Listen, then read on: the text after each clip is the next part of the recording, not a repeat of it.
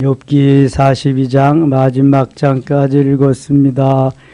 오늘도 주 앞에 나와 예배드리는 여러분들에게 하나님이 크고 놀라운 은혜로 채워주시기를 원합니다. 저는 어제 그 전명숙 권사님 오픈하신 리얼 클린 조격 거기 다녀왔습니다. 제가 생각했던 그 조격은 옛날에 물 그저 떠놓고 발 담그고 뭐 있는 그런 정도인 줄 알았는데 그렇지가 않더라고요. 이게 기계더라고, 기계.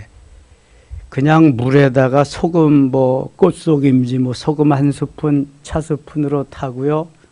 그 다음에 거기에 적외선 기계를 갖다가 이제 대는 거예요. 그럼 그 적외선하고 내 몸에 있는 내 몸에도 무슨 전기가 통하잖아요. 그거하고 이제 작동이 돼가지고 내 속에 있는 불순물들이 나오는 겁니다. 건강이 몸이 안 좋은 사람들은 반드시 불순물이 있거든요. 그 불순물을 빼내는 거예요. 그 발에 그렇게 모공이 많이 있답니다. 30분을 하는데요. 미지근한 물에서 한 37도에서 40도 정도 물에서 30분 정도 하는데 하는 도중에 내 체내에서 그러한 불순물들이 빠지기 시작합니다. 몸이 안 좋은, 건강이 안 좋은 이상이 있는 분들은 많이 빠지게 되어 있더라고요. 제가 어제 8명이 했는데 기계가 4개예요. 그래서 2타임을 이제 했는데 한 타임은 예배 드리면서 개업 예배 드리면서 하고 뭐 상관없으니까 발에 담그고 뭐 듣는 거니까 한 타임은 끝나고 이제 하고 그랬는데 바디 프렌드 뭔지 아세요? 안마기계입니다. 안마기를 가지고 사용하던 분들은 몸이 많이 그래도 정화가 됐어요. 그래서 보니까 제가 매일 저녁 때 9시 뉴스를 보면서 스트레칭의 모드에 두고 그 다음에 회복 모드에 두고 한 40분 정도를 하거든요. 그럼 몸이 개운합니다. 돈 많이 투자한 거예요, 그거. 그래서 안마기계로 머리에서부터 발끝까지 다 그게 안마를 해줍니다, 기계가. 그러니까 거기서 뭐 잠도 자고 이렇게 하신 분들은 나오는 그런 게 조금밖에 없어요. 이경숙 권사님도 그 안마기계 바디 프렌드라고 송명순 권사님도 하셨는데 제가 제일 낫고 그다음에 이경숙 권사님, 송명순 권사님 그런 차례인데 불순물이 거의 나오는 게 없습니다. 색깔만 맥주 색깔 같이 노르스름하게 되고 흰 것만 조금 드는데 다른 사람들은요 시꺼매 건더기도 막 나오고 아유 보기가 그냥 뭐 민망할 정도로. 그러니까 내가 건강이 좀 이상이 있다 하시는 분들은 한 번씩 가서 해보시는 것도 좋을 것 같아요. 이게 불순물만 빠지게 되면 몸이 가벼워지는 것입니다. 그리고 살맛이 나죠. 내 체내에 불순물을 빼내는 것이니까. 저 거기서 일원도 안 받았습니다. 아무튼 제가 거기 환경을 보고 모든 걸 이렇게 종합해 볼 때에 제가 전에 조격하는 거 그런 거고 다른 거구나. 지금 뭐 전국에 한 200개 점이 있답니다. 200개 지점. 개발해서 하시는 분이 2,000개 지점을 지금 만들 예정이라고 한다는데요. 좋은 거는 틀림없는 것 같아요. 예. 저는 그렇지만 저는 별로 나온 게 없고 저는 뭐 보약을 먹어도 먹은 것 같지도 않고 바카스를 마셔도 마신 것 같지도 않고 저는 그래요. 이게 모든 게. 그래서 제가 아침마다 이제 산에 1시간씩 다녀오고 스트레칭하고 교회 돌보고 매일 제가 하는 일이 그거고 저녁에는 또 바디 프렌드로 마무리하고 그러니까 저는 시간이 없어서 못 잡니다. 그냥 누우면 자는 겁니다. 저는 아침까지 새벽 기도 나올 때까지. 그러니까 짧고 굵게 막 자지요. 그래서 별로 그 이상이 없는 것 같아요. 여러분들도 한번 가셔서 주염역 5번 출구로 나가면 바로 있습니다. 바로 교통까지 제가 다 잘 알려드렸어요. 자, 욥기에 보면은 욥은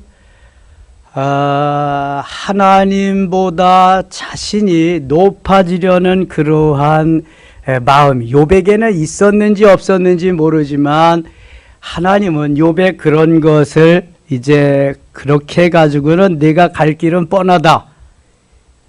그래서 욥을 훈련하고 연단하고 고난의 길로 이끌어 가시는데요.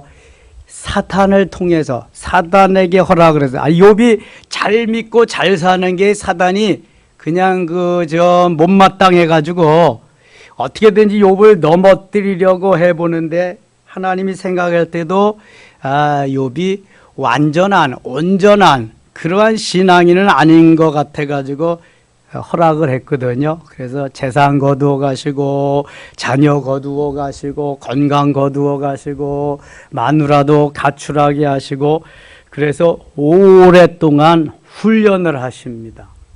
훈련하는데 여러분 가장 좋은 것이 그 파트너 훈련이거든요. 이 파트너 훈련 속에서 엘리바스와 빌닷이 3번씩 소발이 2번 모두 8번을 그에게 도전하게 하고 가서 충고하게 합니다. 그러나 욥은 한 번도 받아들이지 않습니다. 자기의 정당함을 계속 주장하면서 한 번도 지지 않습니다. 내가 니네들보다 더 잘했는데 내가 더 의로운데 무슨 내 죄값으로 내가 고난을 당하는 거야. 인정을 하지 않습니다. 그러나 나이는 어리지만 영적인 파워가 있고 영적 힘과 능력이 있는 엘리후를 갖다 하나님이 붙여놓았을 때 욥은 한마디도 못합니다. 비록 자기보다 나이는 어리고 그래도 이 영적인 상태가 하나님과의 관계가 자기보다 훨씬 더 나은 엘리후를 대할 때에 욥은 꼬리를 내리게 됩니다. 아무 말도 못합니다. 우리가 신앙생활에서 영적인 생활에서 승리할 수 있는 비결은 영적인 힘을 길러야 됩니다. 다윗과 같이요. 어떠한 세력이 와도 하나님 나와 함께 하시고 내 안에 주님 계시니까 나는 어느 누구보다 강하다. 이러한 마음, 이러한 자세가 필요합니다. 내가 비록 부족해도 내 안에 계시는 주님은 강하시다. 아멘이죠? 자, 상대방이 강한 것이 아니라 내가 약한 것입니다. 아무리 강해도 상대방보다 내가 더 강하면 나는 상대방을 제압할 수 있는 것입니다. 여러분, 개들이 그냥 달려들고 물으려고 그래도 눈을 떼지 말고 눈을 떴다 감았다 하면 안 돼요. 감지 말고 계속 눈싸움을 해서 이기면은 물러갑니다. 이기면은. 예. 마귀도 마찬가지요. 사단 마귀도 눈싸움을 잘해야 돼. 눈 속에 있거든. 그놈들이 딱 눈에서 지면 안 되는 거야. 그러면 눈싸움 하다가 보면은 자기가 힘이 약한지 강한지 금방 압니다. 그럼 꼬리를 내리고 가는 거야. 아마 엘리후하고 욥도 눈싸움을 한참 했을 것 같아. 성경에 기록은 없지만 엘리후한테 꼼짝을 못 하거든요. 이 욥이. 그리고 나서 하나님이 드디어 38장에 욥기 1장에 하나님이 등장하시고 2장부터 37장까지 하나님이 등장하지 않으셨는데 38장에 태풍과 더불어서 하나님이 짜잔하고 나타나셔서 1대1로 욥을 교육하십니다. 1대1로 말씀해 주십니다. 하나님께서 우리에게도 가끔 찾아오셔서 1대1로 교훈하시고 말씀해 주실 수 있기를 바랍니다. 하나님이 친히 오셔서 말씀해 주시면 얼마나 좋겠어요. 너무너무 좋지요. 욥에게 가르쳐 주신 하나님의 말씀, 우리가 모르는 것 태반이더라고요. 그러니까 욥이라고 뭐 알겠어? 욥도 모르는 거야. 그리고 안 척하면서 괜히 괜찮은 척하면서 고상한 척하면서 잘 믿는 척하면서 그렇게 온 거예요. 욥이. 39장 갑니다. 산염소가 새끼치는 때를 내가 아느냐.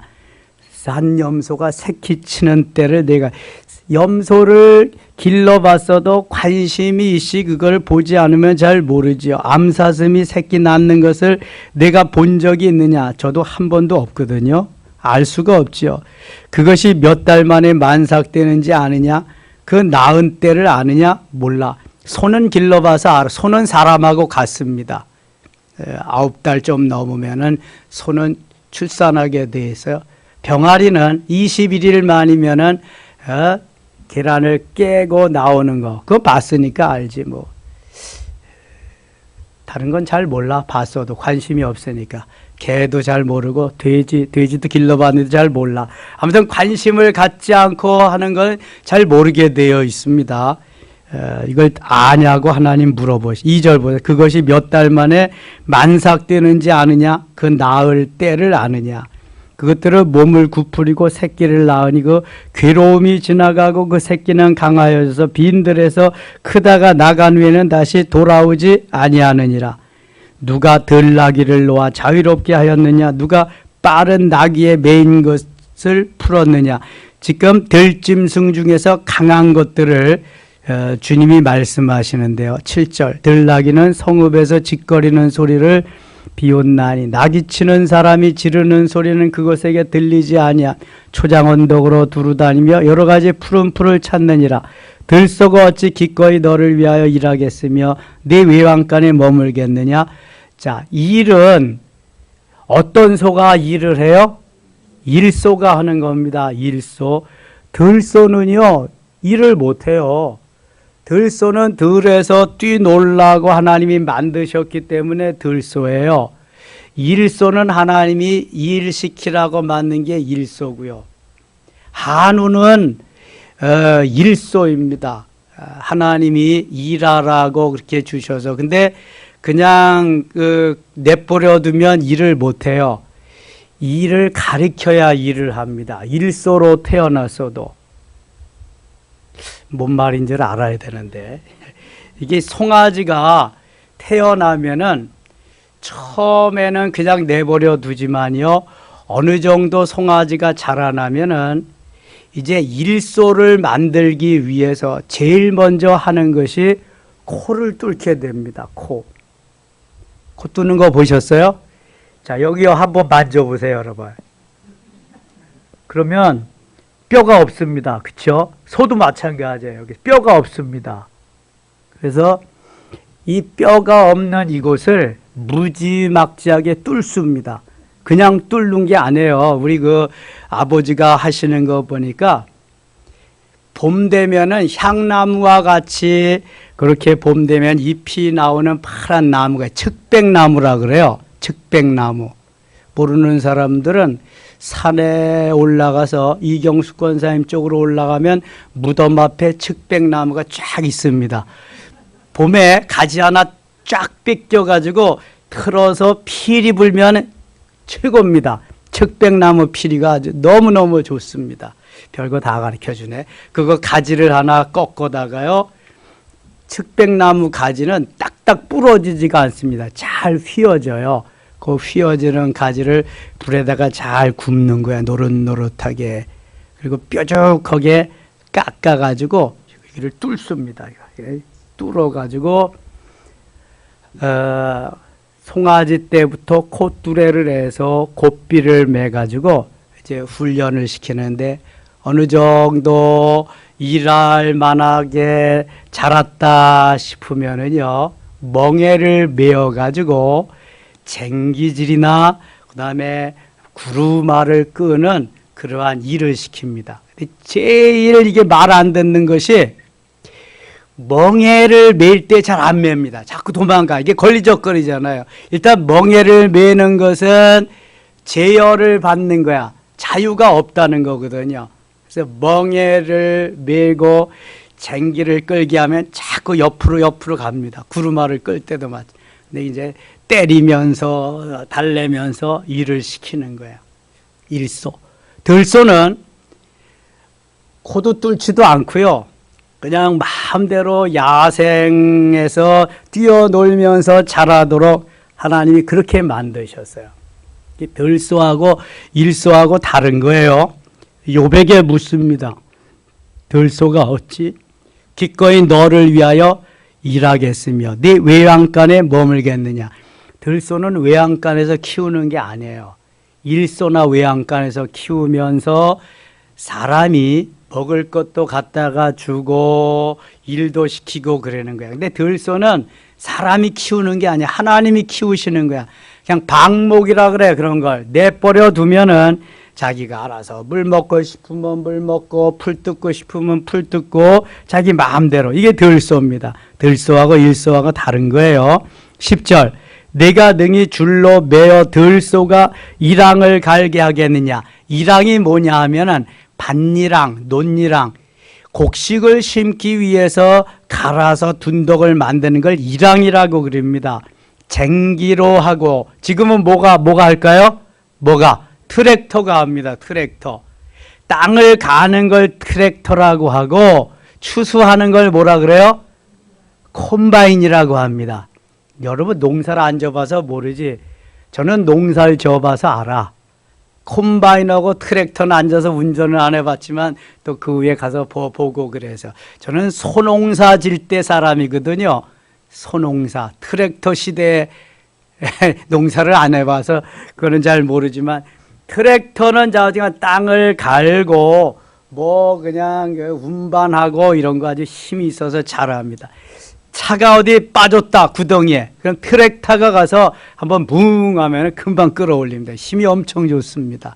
트랙터는 주로 가는데 썰애질 하는데 뭐 운반하는데 이런 데 쓰고요. 콤바인은 추수하는데 추수 사람이 앉아서 쭉 운전만 하면은요 거기에 이게 털어지고요 불려지고요 마대푸대에 딱 그냥 해가지고 옆으로 탁탁 떼어집니다. 얼마나 좋은 시대인지 몰라요. 그리고 볕단은 볕단대로 쫙 또 깔려서 이렇게 묶여지고요. 아주 잘 돼 있습니다. 지금 그 소 이야기를 하는 건데 10절 다시 봅니다. 내가 능히 줄로 매어 들소가 이랑을 갈게 하겠는데 그것이 어찌 골짜기에서 너를 따라 썰애를 끌겠느냐. 쟁기는 가는 거고 썰애는 뭐 하는 거예요? 고르는 것입니다. 평탄 작업하는 게 썰애예요. 갈아엎는 게 쟁기, 평탄 작업하는 게 썰애. 트랙터에 그게 다 있습니다. 트랙터에 쟁기의 날을 갖다 대면은 갈아엎는 거고 그 다음에 이 썰애를 갖다 달면은 평탄 작업하는 거고 중장비에서 브루도저라고 그러죠. 그거에 파내는 것도 있고 건져내는 것도 있고 여러 가지 그거를 다 하잖아요. 거기에서 집게 같은 거를 다 잡아. 이게 손으로 조작하면서 운전대로 조작하면서 다 한다고요. 여기 쟁기로 이랑을 갈고 썰애로 평탄 작업을 하는 거예요. 12절 그것이 내 곡식을 집으로 실어 오며 내 타작마당에 곡식 모으기를 그것에게 의탁하겠느냐? 들소에게 할 수 있다 없다? 할 수 없다는 거예요. 이거. 예. 타조는 즐거이 날개를 치나 학의 깃털과 날개 같겠느냐? 타조가요 엄청 빠릅니다. 무지무지 빠릅니다. 그리고 타조 알이 큰데요. 타조 알이 엄청 강합니다. 제가 TV에서 한번 봤는데 타조 알이 얼마나 강한지 쇠걷습니다. 물어볼게요. 타조 알에 자동차가 지나가면 깨진다 안 깨진다? 모르죠. 안 봤으니까 모르죠. 깨지면은 막 이렇게 내 문제도 안 내지. 안 깨집니다. 안 깨져. 타이어가 지나가는데도 안 깨져요. 얼마나 단단한 거예요. 그러니까 그게 타조 알이 그만큼 타조가 강합니다. 타조는 버릴 게 없대요. 뼈까지 다 해가지고 그렇게. 그래서 타조 농장하는 사람들이 괜찮답니다. 아무나 또 하지도 못한대 그거. 한번 해보시겠어요? 17절입니다. 17절. 이는 하나님이 지혜를 베풀지 아니하셨고 총명을 주지 아니함이라. 그러나 그것이 몸을 떨쳐 뛰어갈 때에는 말과 그 위에 탄 자를 우습게 여기느니라. 말 탄 사람을 우습게 여기는 게 타조라는 거예요. 자, 그렇다면 말보다 빠르다는 것인데 타조가 얼마나 빠르면 그렇게 하겠어요, 여러분. 엄청나게 힘도 세고 빠르기도 하고 그러니까 그 알도 그렇게 강하게 낳는 거죠. 19절. 말의 힘을 내가 주었느냐? 그 목에 흩날리는 갈기를 내가 입혔느냐? 내가 그것으로 메뚜기처럼 뛰게 하였느냐? 그 위험스러운 콧소리가 두려우니라. 하나님이 짐승들에게서 빠른 짐승들, 강한 짐승들을 계속 욥에게 이렇게 대입을 시키면서 말씀합니다. 네가 이런 걸 아느냐? 이런 형편, 이렇게 자라난 걸 아느냐? 욥이 뭐 알길 뭘 알아요? 그 다음에 매가 26절 매가 떠올라서 날개를 펼쳐 남쪽으로 향하는 것이 어찌 네 지혜로 말미암음이나. 독수리가 공중에 떠서 높은 곳에 보금자를 만드는 것이 어찌 네 명령을 따름이냐. 공중에 왕자가 어떤 종류의 새예요? 공중의 왕자가 독수리입니다. 독수리. 정글의 왕자는 누구예요? 사자입니다. 라이언. 그런데 독수리가 없을 때 독수리를 대행해서 하는 놈이 매입니다. 매. 매도 독수리 못지않게 날렵하고요. 아주 잽싸고 힘이 있습니다. 그래서 독수리한테는 꼼짝 못하죠. 매는 일단 작으니까 독수리보다 등치도 작고 그러니까. 매와 독수리를 같이 지금 하나님이 욥에게 소개하고 설명해 주고 있습니다. 28절. 그것이 낭떠러지에 집을 지으며 뾰족한 바위 끝이나 험준한 데 살며. 그렇죠. 독수리는 낭떠러지 위에다가 둥지를 틉니다. 높은 그러한 낭떠러지 위에다가. 그래서 거기에서 새끼를 훈련시킬 때 떨어뜨리면서 다시 떨어지면 잡아다가 또 올려서 떨어뜨리고 그런 훈련을 시키는 거잖아요. 근데 욥이 이러한 지금 훈련 과정에 있는 거죠. 거기서 먹이를 살피나니 그 눈이 멀리 봄이며. 이 독수리의 눈은 헤드라이트 같다 그러잖아요. 엄청 빠르기도 그냥 뭐 엄청 빠르고. 그 새끼들도 피를 빠나니 시체가 있는 곳에는 독수리가 있는. 40장입니다. 여호와께서 또 욥에게 일러 말씀하시되 트집 잡는 자가 전능자와 다투겠느냐? 하나님을 탓하는 자는 대답할지니라. 이 욥은 트집만 잡는다는 거예요. 욥은 감사함이나 이런 것이 없이 다투기고 트집을 잡고 그런다는 거예요. 이것도 전능자와 하나님과. 하나님을 탓하는 자는 대답할지니라. 하나님이 볼 때 그러니까 욥은 훈련된 잘 만들어진 그러한 일꾼이 아니에요. 자꾸 탓만 하고 트집만 잡고 그러니까. 그래서 하나님이 훈련을 시키는 거예요. 탓한다. 그 다음에 다툰다. 마음에 들지 않는다. 이건 지금 하나님과 점점 거리가 멀어진다는 거거든요. 하나님은 주여가 계셔야 되는데 주여는 아니 계시고 나여만 있으니까 내 마음에 안 든다는 거거든. 내 기분 감정에 합하지 않는다는 거예요. 그래서 내 소견에 옳은 대로 하다 보니까 원망과 불평이 있고 탓하는 말이 나오는 거예요. 다투는 그러한 삶이 되는 것입니다. 3절 보세요. 욥이 여호와께 대답하여 이르되. 4절 같이 읽겠습니다. 보소서 나는 비천하오니 무엇이라 주께 대답하리이까. 손으로 내 입을 가릴 뿐이로소이다. 아멘. 지금까지 다 듣고 보니까 엘리야의 말을 듣고 하나님의 말씀을 듣고 보니까 자기가 아무것도 모르면서 된 척하면서 그렇게 설치고 있었다는 것을 깨닫게 되었습니다. 그래서 나는 비천하오니 무엇이라 주께 대답하리까. 손으로 내 입을 가릴 뿐이로소이다. 부끄럽다는 거죠. 죄송하다는 거죠. 내가 아무것도 모른 채 그냥 입으로 나온다고 짓거렸을 뿐입니다. 무엇이라 주께 대답하겠어요? 할 말이 없습니다. 이런 거 갖다가 내자로 뭐라 그래요? 내자로.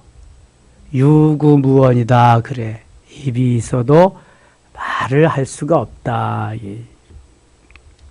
5절 내가 한 번 말하였은즉 다시는 더 대답하지 아니하겠나이다. 그때 여호와께서 폭풍우 가운데에서 욥에게 일러 말씀하시되 38장 1절에서도 폭풍우 가운데에서 욥에게 나타나서 말씀하셨는데 다시 말씀하십니다. 7절 같이 읽겠습니다. 너는 대장부처럼 허리를 묶고 내가 네게 묻겠으니 내게 대답할지니라. 대장부처럼 허리를 묶고 내가 네게 묻겠으니 내게 대답할지니라. 대장부처럼 내가 내 공의를 부인하려느냐 내 의를 채우려고 나를 악하다 하겠느냐. 자기는 다 잘났는데 잘했는데 잘못한 것이 없는데 나에게 이렇게 힘든 어려운 환경을 주어서 내가 이렇게 됐다고 하는 욥의 그러한 여러 가지를 가지고 하나님이 말씀하시는 거예요. 욥기 1장에 욥을 칭찬하던 하나님과는 얼마나 많이 지금 달라진 거예요. 욥이 자기 자신을 모르는 거야. 너무도 많은 포장만 했어. 많은 포장을 했는데 계속 포장지를 벗기고 바뀌어도 끝도 안 나게 포장만 되어 있는 거예요. 그래서 하나님이 이제 최후 통첩을 하시는 거죠. 또 대장부처럼 허리를 묶고 내게 대답하라. 내 공의를 부인하려느냐? 내가 내 공의보다 정말 나으냐? 내 정직함보다 내가 더 정직하냐? 욥에게 묻고 있는 거예요. 의를 세우려고 나를 악하다 하겠느냐? 내가 의로운 사람이 되려고 하나님이 나를 악하다고 할 것이냐? 지금 엘리바스 빌다 소발하고 변론하는 거 보고 엘리후가 욥에게 쭉 이야기한 거 보고 하나님이 1대1로 욥을 교훈하신 모든 것을 종합해서 이제 하나님이 볼 때 욥은 지금 자기만이 의롭고 자기만이 공의롭고 자기만 괜찮은 사람으로 나타나는 거예요. 하나님도 보이지 않습니다. 자, 하나님이 이렇게 말씀하실 때는 웬만해선 이렇게 말씀하지 않으시거든요. 하나님은 잘했다 칭찬하시면서 장점을 보시고 좋은 것을 말씀하시는 분이기 때문에. 근데 오죽하면 욥에게 이런 말씀을 하셨을까? 다시 보세요. 8절. 내가 내 공의를 부인하려느냐? 공의로우신 분은 하나님 한 분밖에 안 계셔요. 그런데 욥이 더 공의롭다는 거예요.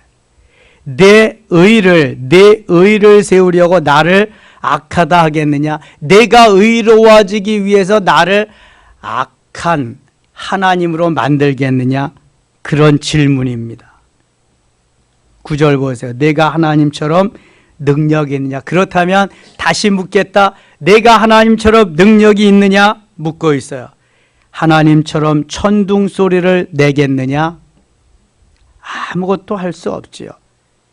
아무것도 할 수 없으면서도 자기가 제일인 양, 자기가 없으면 안 되는 양, 자기는 의롭고 꽤 괜찮은 사람같이 그렇게 여기까지 행세를 했다는 거예요. 얼마나 부끄럽겠어요. 너무 죄송한 거지. 10절 봅니다. 너는 위엄과 존귀로 단장하며 영광과 영화를 입을지니라. 위엄과 존귀로 좀 내가 단장을 해. 그렇게 좀 만들어져라. 영광과 영화를 좀 입는 그러한 태도를 가지고 그렇게 좀 만들어지면 좋겠다. 하나님 말씀. 너의 넘치는 노를 비우고, 너의 넘치는 노를 비우고. 우리가 분노가 차게 되면은요, 이 분노가 자꾸 튀어나오게 되어 있습니다. 발산하게 되어 있습니다. 예. 찌꺼기가 있으면 족욕할 때 나오는 것이 나오게 되어 있습니다. 땀이 나면 땀국물로 나오는 것 같이 나오게 되어 있다니까요.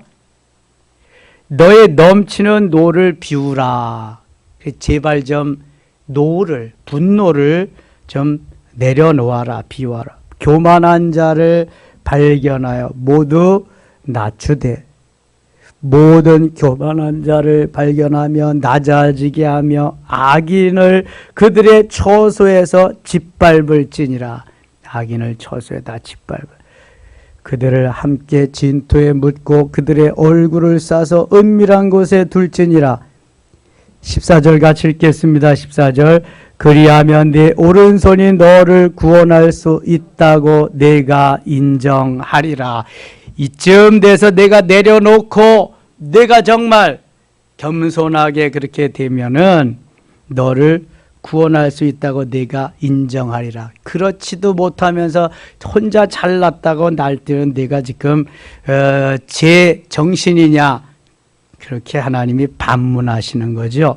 15절. 이제 소같이 풀을 먹는 베헤못을 볼지어다. 내가 너를 지은 것 같이 그것도 지었느니라. 베헤못은 번역하면 뭐다? 하마입니다. 하마. 전의 성경은 하마라고 나와 있는데 좀 더 가까운 의미를 두기 위해서 하마와 같이 풀을 먹는 그러한 엄청난 힘이 센 동물 베헤못. 이제 또 리워야단이 나옵니다. 41장 1절에 리워야단은 뭐예요? 악어. 물속에 사는 것 중에서 이 악어와 같이 센 놈이 어디 있어요? 그 다음에 하마와 같이 풀을 먹으면서도 힘이 세고 강한 놈이 어딨냐고. 그래서 이 악어와 리워야단과 베헤못을 등장시켜서 욥을 또 가르치십니다. 이제 소같이 풀을 먹는 베헤못을 볼지어다. 내가 너를 지은 것 같이 그것도 지었느니라. 내가 다 지었다. 그것의 힘은 허리에 있고 그 뚝심은 배 힘줄에 있고 그것이 꼬리치는 것은 백향목이 흔들리는 것 같고 그 넓적다리 힘줄은 서로 얽혀 있으며 그 뼈는 옥과 같고 그 뼈대는 쇠막대기 같으니 그것은 하나님이 만드신 것 중에 으뜸이라. 그것을 지으신 이가 자기의 칼을 가져오기를 바라노라. 모든 들짐승들이 뛰노는 산은 그것을 위하여 먹이를 내느니라.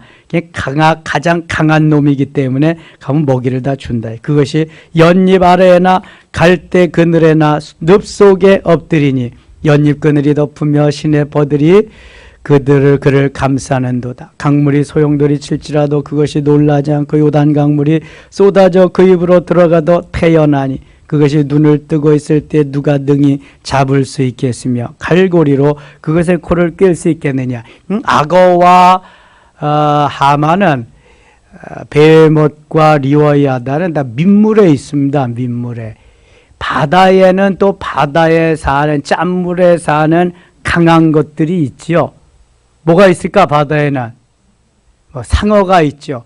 고래는 덩치는 크지만 이게 포악한 그러한 짐승이 아니거든요. 고래는 신사입니다. 고래. 그 사람도 막 태워주고 막 그러잖아요. 고래. 상어가 아주 강한 아주 그냥 악한 그러한 놈이지. 상어. 바다에는 상어, 육지에는 악어, 아니면 하마 이런 것들이 육지 민물. 짠물과 민물. 41장 가겠습니다. 41장. 내가 낚시로 리워야단을 끌어낼 수 있겠느냐? 악어입니다. 악어. 노끈으로 그 혀를 맬 수 있겠느냐? 악어를 낚시로 잡을 수 있을까요? 낚시를 수억 개 갖다 둬도 다 끊어버릴 거야. 이 악어를 어떻게 제어할 수 없겠죠. 노끈으로 그 혀를 맬 수 있겠느냐? 노끈이고 뭐고 악어를 그렇게 할 수가 없어요. 이 악어는 얼마나 힘이 센지, 이빨에 힘이 센지. 너는 밧줄로 그 코를 꿰을 수 있겠느냐? 갈고리로 그 아가미를 꿰을 수 있겠느냐? 그것이 어찌 내게 계속하여 간청하겠느냐? 부드럽게 내게 말하겠느냐? 어찌 그것이 너와 기약을 맺고 너는 그를 영원히 종으로 삼겠느냐? 내가 어찌 그것을 새를 가지고 놀듯 하겠으며 네 여종들을 위하여 그것을 떼어두겠느냐? 어찌 장사꾼들이 그것을 놓고 거래하겠으며 상인들이 그것을 나누어 가지겠느냐?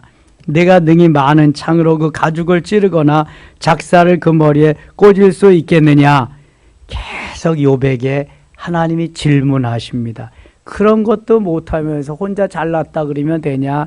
하나님이 이제 이렇게 욥을 교훈하시는 거죠. 11절 누가 먼저 내게 주고 나로 하여금 갚게 하겠느냐? 온 천하에 있는 것이 다 내 것이니라. 네 거 없다 다 내 것이다. 내 것.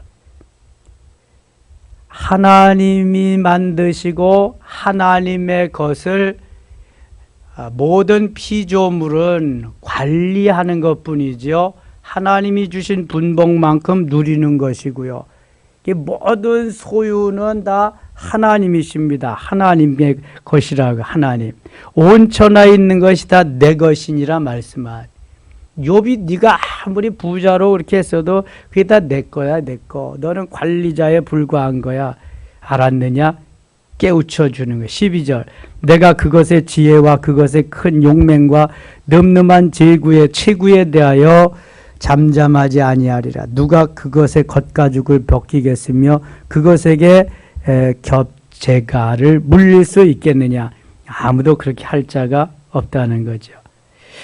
18절 그것이 재채기를 한즉 빛을 발하고 그것의 눈은 새벽의 눈꺼풀 빛 같으며 이 리워야단 악어에 대해서 엄청나게 많은 말씀을 하십니다.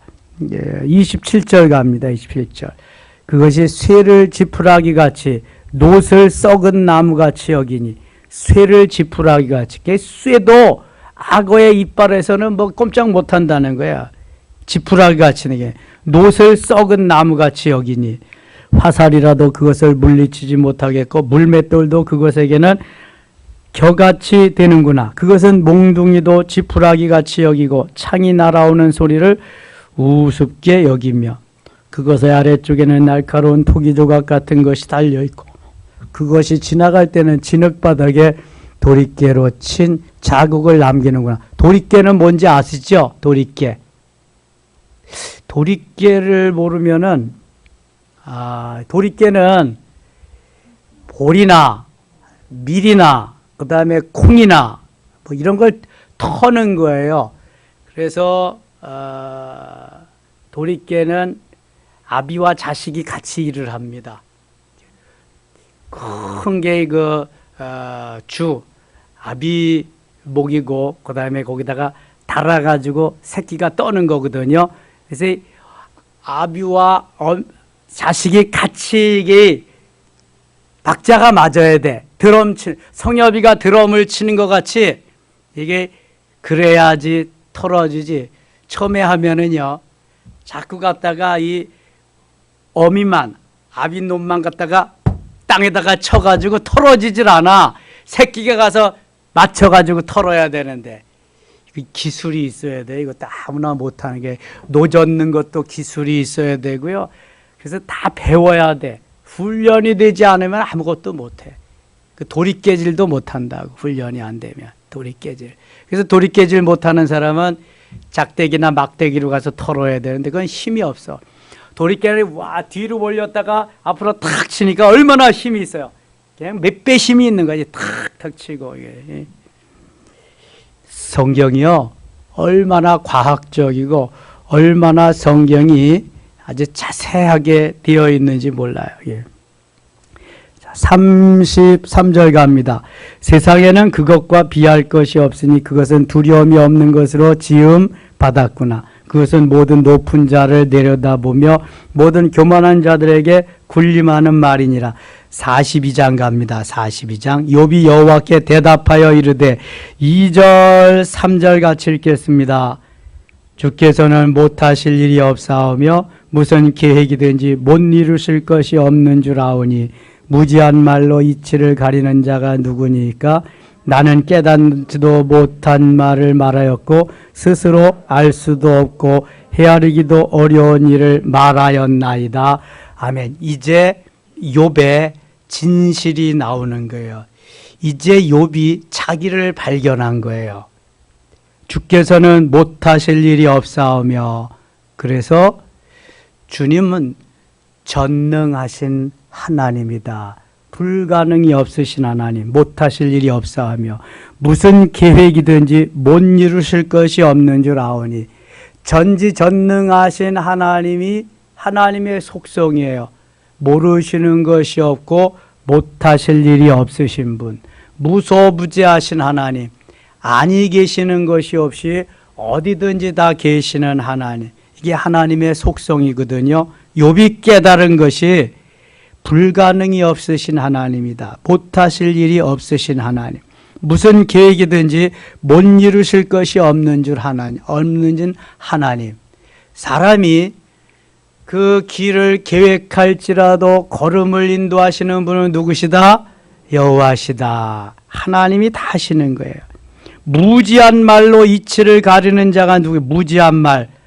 알아듣지도 못하고 깨닫지도 못하고 뭔 말인지도 모르는 것을 짓거렸단 말입니다. 욥이 그렇게 살았다는. 무지한 말로 이치를 가리는 자가 누구니까? 나는 깨닫지도 못한 일을 말하였고 스스로 알 수도 없고 헤아리기도 어려운 일을 말하였나이다. 제가 은혜 받기 전에 목회하면서도요, 모르니까 주석을 뺏겨가지고 그걸 하는데 나도 잘 모르겠더라고. 그러니까 그대로 뭐 말을 하는 건데 나도 모르는 말을 전하면서 무슨 은혜를 받기를 바라겠어요. 좀 이게 현실입니다. 현실.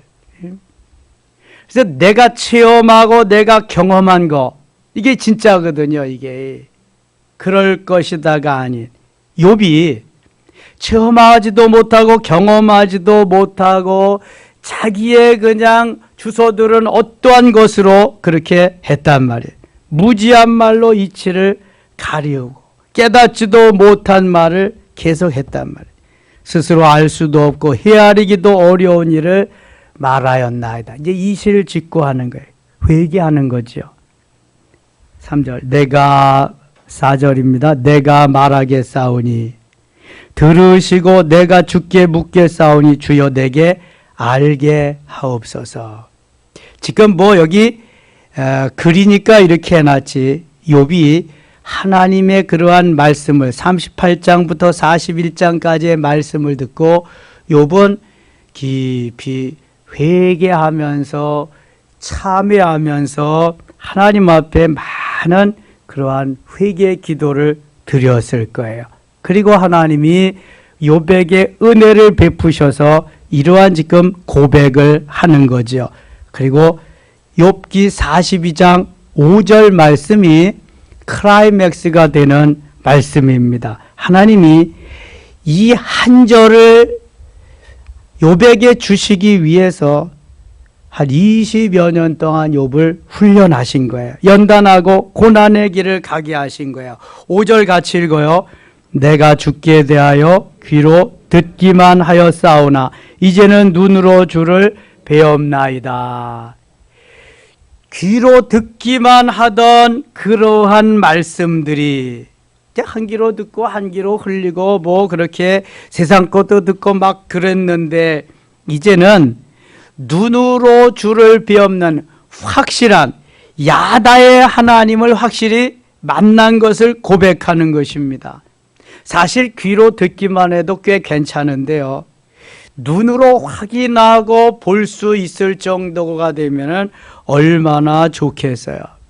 이것은 욥이 지금 그럴듯한 영적인 사람에서 그런 진실로 그런 영적인 사람이 된 것을 의미하는 겁니다. 바리새인과 같은 욥이 하나님의 사람으로 자리매김한 것을 증언하는 그러한 말씀이에요.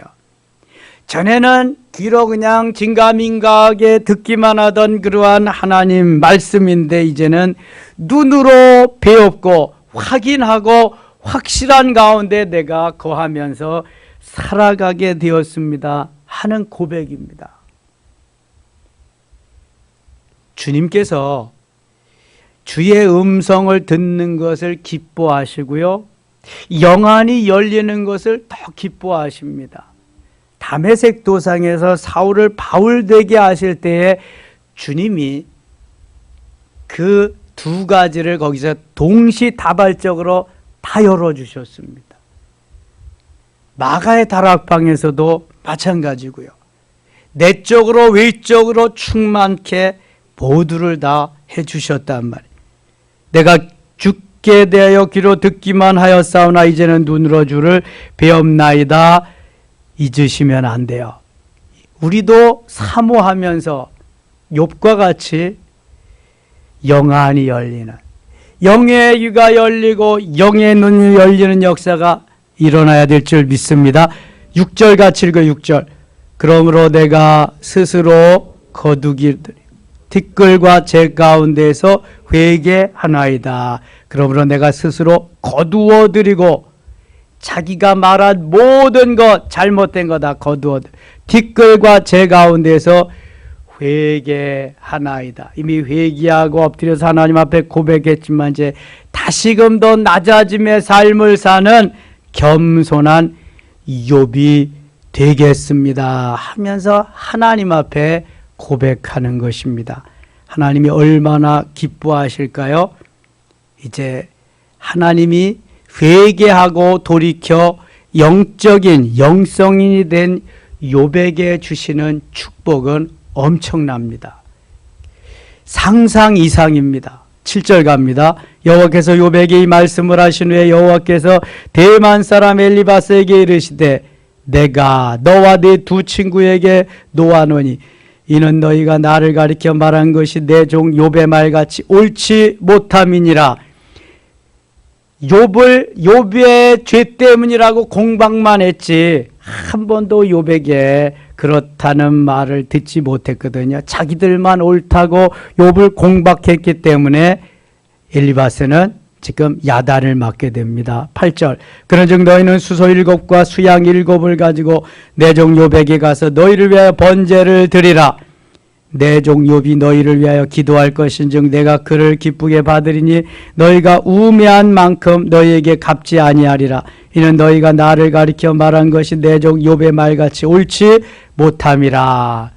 충고도 그래서 잘해야 된다. 이게 내가 진실로 그렇게 살면서 그렇게 해야지 그런 척하면서 하면은 오히려 화가 된다. 야단을 맞게 된다. 그런데 파트너로 하나님이 붙여 세웠을 때는 그냥 별 역사가 거기에 그 중간에서 막 일어나는 거죠. 이게 9절. 이에 대만 사람 엘리바스와 수아 사람 빌닷과 남아 사람 소발이 가서 여호와께서 자기들에게 명령하신 대로 행하니라. 여호와께서 욥을 기쁘게 받으셨더라. 처음 말씀하신 여호와께서 욥을 기쁘게 받으셨더라. 회개하고 돌이키지 아니하면 하나님이 기뻐하시지 않는 것을 보게 돼요. 욥이 회개하고 돌이켜서 하나님 마음에 합한 자가 되니까 하나님이 너무 기쁘게 받으셨다. 하나님이 기뻐하시면서 주신 욥의 축복을 보세요. 욥이 그의 친구들을 위하여 기도할 때 여호와께서 욥의 곤경을 돌이키시고, 같이 읽어요. 여호와께서 욥에게 이전 모든 소요보다 갑절이나 주신지라. 아멘. 요한삼서 1장 2절에 사랑하는 자여 내 영혼이 잘됨 같이 내가 범사에 잘되고 강건하기를 내가 간구하노라 그랬어요. 영혼이 잘됨 같이 범사가 잘되는 것이 순리입니다. 욥의 영혼이 거듭나고 욥의 영혼이 주님을 기쁘시게 하는 영적인 눈이 열리는 영적인 영성인이 되니까 하나님께서 욥에게 이제는 영적인 사람에게 주시는 것이 육적인 축복까지도 더불어서 영혼이 잘된 같이 범사가 잘 되는 것이니까 욥에게 두 번째 주신 것이 육신의 축복입니다. 범사가 잘 되게 하는 것인데요. 11절 갑니다. 이에 그의 모든 형제와 자매와 이전에 알던 아들이 다 와서 그의 집에서 그와 함께 음식을 먹고 여호와께서 그에게 내리신 모든 재앙에 관하여 그를 위하여 슬퍼하며 위로하고 각각 게시타는 그때 통용하던 엽전, 동전인데요. 게시타 하나씩과 금고리 하나씩을 주었더라. 여호와께서 욥의 말년에 욥에게 처음보다 더 복을 주시니 그가 양 14,000과 양이 7,000마리였어요. 1장 3절에 보면 낙타 6,000, 낙타는 3,000이었고 소 1,000결이, 소는 500결이었고 암나기 1,000, 암나기는 500마리. 꼭 갑절을 주셨습니다. 또 아들 7과 딸 3을 두었으며 본래 욥은 몇 남매를 두었더랬어요? 10남매. 아들 몇? 7, 딸 몇? 3. 그대로 7남 3녀를 그대로 다 주셨어요. 그 욥의 부인이 돌아왔는지는 알 수가 없어. 여기 기록이 없으니까. 예? 근데 누구를 통해서 낳든지 하여튼 돌아왔을 것 같아. 회복이 됐으니까. 회복이. 그래서 욥의 아내도 변화시켜야지. 그래도 당신이 그 순전을 믿음을 지키느냐 차라리 하나님을 욕하고 죽으라. 그럼 마누라 그냥 데리고 살면 안 되잖아요. 그러니까 분명히 욥의 아내도 변화를 시켜가지고 그래서 자녀를 10남매 두었을 거예요. 제 생각이에요. 여러분들 생각대로 해. 그래야지 정답이니까. 그게 14절 그가 첫째 딸은 여미마라 이름하였고 둘째 딸은 그시아라 이름하였고 셋째 딸은 게르마북이라 이름하였으니 15절 같이 읽어요. 모든 땅에서 욥의 딸들처럼 아리따운 여자가 없었더라.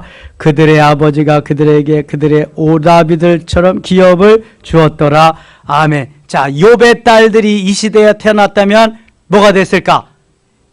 미스 코리아, 대한민국은 미스 코리아고 세계대회에 나가면 미스 월드가 되는 거지. 볼 것도 없어. 자, 왜 볼 것도 없냐가 보면은 모든 땅에서 욥의 딸들처럼 아리따운 여자가 없었더라. 모든 땅에서, 지구상에서 욥의 딸들처럼 아리따운 여자가 없었다. 이거는 얼굴만 아리따운 게 아니라 인격적으로도 모든 것이 완전히 갖추어짐을 의미하는 것입니다. 자연미인이요. 그러니까 그들의 아버지가 그들에게 그들의 오라비들처럼 기업을 주었더라. 얼마나 사랑스러운지 7 아들과 같이 동일하게 분배해서 기업을 주었다. 이게 거의 족장시대의 이야기인데요. 이 성경은 옛부터 그러니까 평등하게 기업을 나눠줬다. 우리가 율법서에도 그랬잖아요. 남자들이 없는 그러한 후손들이 있었죠. 어떤 후손들이었어요? 에? 4글자인데 슬로브앗. 오케이. 슬로브앗 자손들에게 똑같이 다 주라고 모세가 판결을 했다고요. 그러니까 옛부터 그러한 제도가 행해졌다. 자, 16절이 이제 또 중요한 욥의 한 일대기인데요. 16절 같이 읽을게요. 16절. 그 후에 욥이 140년을 살며 아들과 손자 4대를 보았고, 욥이 140년을 살았다. 그 후에, 고난 후에. 자, 욥이 7남매를 두고 대개 한 50세쯤 되었다고 하면은 유대인의 전승에 의하면 욥이 70세에 고난을 당했다고 말하거든요. 그럼 한 20여 년 고난, 훈련을 당했다고 하고 140년을 더 살았다고 하면은 70세에서 110세, 140년 더 살았으면 210세에 하나님의 부르심을 받았다는 거예요. 210세까지 살았다는 거죠. 그러면은 140년 동안 4대를 모았다고 해요. 4대. 한 세대가 몇 년이에요? 30년. 원 제너레이션이 30년입니다. 그러면 3, 4, 12, 120년이 가잖아요. 그러니까 4대가 지나면서 120년, 4대가 지나면서 그렇게 오랫동안 살았다. 욥이 70년 동안은, 한 50여 년 동안은 자기가 잘나서 자기가 제일인 양 자기 우월주의 속에서 그냥 말로만 하나님이지 자기가 하나님 노릇하면서 살았는데 한 20여 년 고난의 길을 가고 만들어지면서 완전한 하나님의 온전한 그리스도인이 되면서 그가 한 3배쯤 되는 7320에 3배쯤 되는 그 기간은 완전히 인생 중반기 하반기를 하나님의 은혜 속에 축복 속에 엄청나게 누림의 세월을 보냈다. 자, 이런 걸 볼 때에 우리가 좀 깨어지고 녹아지고 부수어져서 만들어지려면 좀 빨리 해야 되겠다. 빨리 고난도 받고 매도 빨리 맞고 그 다음에 누림이 있으면 좋겠다. 죽을 때쯤 깨달으면 이게 뭐 깨닫고 죽으면 뭐예요? 죽을 때쯤 돼야 천란되면요. 죽을 때쯤 돼야 천란돼. 이 죽을 때쯤 돼야 깨달으면은 무슨 소용이 있겠냐고. 여러분 일찍 깨달으시기를 바랍니다. 그래서 적어도 내가 지금까지 고난당하고 어려움당하고 힘들었던 세월 다 추억으로 삼고 앞으로 3배쯤 살아온 세월보다 3배쯤을 누림으로 산다고 한다면 엄청나게 복받은 인생이죠. 그래서 욥기는 해피엔딩입니다. 해피엔드로 마무리를 짓는 거예요. 1장부터 41장까지는 42장 한 장을 위해서 기록되었습니다. 자, 그렇다고 한다면 우리의 인생이 수십 년 살아왔어요. 수십 년의 여정이 내가 남은 요 여정 그걸 위해서 지금까지의 여정이 있었다 생각하면 나는 지금 이 시간에 빨리 변화되고 빨리 만들어져서 남은 여생을 요셉의 아니지 내가 요새는 엉뚱한 얘기를 자꾸만 해요. 아니야. 오늘 새벽에도 그 요셉을 야곱의 아들 요셉이라고 아니 야곱의 아들 요셉 다윗의 아들 솔로몬을 말하는데 야곱의 아들 솔로몬이라고 했더라고요. 그래서 이야 정신을 어디다 두고 하는데 이야 요새는 막 이래요 지금. 잘 알아들으셔야 돼. 잘 알아들으셔야. 그래서 빨리 회개하고 빨리 돌이키고 빨리 만들어져서 지금 누림이 많은 그러한 나머지 세월이 되었으면 좋겠다. 아멘입니까? 그런 의미에서 젊은이들, 청년들은 빨리 돌이키고 빨리 요셉과 같이 빨리 다니엘과 같이 에스더와 같이 그러면 누림의 삶이 엄청난 거야. 엄청난 거. 죽을 때쯤 가서 변화되고 죽을 때쯤 가서 깨닫고 철들면은 그때 깨닫자마자 이제 천국 가니까 별로 하나님 기뻐하는 삶도 살지 못하고 상급도 별로 없을 거고 그렇잖아요. 빨리 속히 변화되어서 하나님 기뻐하는 상 받는 우리 모두 되실 수 있기를 축원합니다. 그 길이 영안이 열리는 거예요. 영의 귀가 열리고 영안이 열리는 거. 하나님 기뻐하는 삶을 사는 거. 이런 은혜가 충만하시기를 축원합니다. 하나님 아버지 감사합니다. 오늘로서 그 여러 시간에 욥기를 묵상하며 은혜를 나누는 시간이 이제 마무리되었습니다. 해피엔딩으로 끝나게 하신 하나님 고맙습니다. 욥의 모년에 욥이 영적인 사람이 되어지고 이제 갑절의 육신의 축복도 받아 누리게 되었습니다. 하나님 우리가 혹시 알지 못하고 깨닫지 못해서 내가 아둔하고 미련해서 그렇게 살았다고 할지라도 이제 회개하고 돌이키게 하시며 변화되어서 새 사람 되게 하시고 하나님의 새 역사에 동참자가 되게 하셔서 영안이 열리고 영의 귀가 열리며 갑절의 은혜도 받을 수 있도록 돌보아 주시옵소서. 이전에 산 삶을 회개하고 욥은 3배나 더 많은 기간 동안 누리면서 영육간의 누림의 삶을 살았듯이 우리도 그러한 삶이 되게 하여 주시옵소서. 예수님의 이름으로 기도드리옵나이다. 아멘.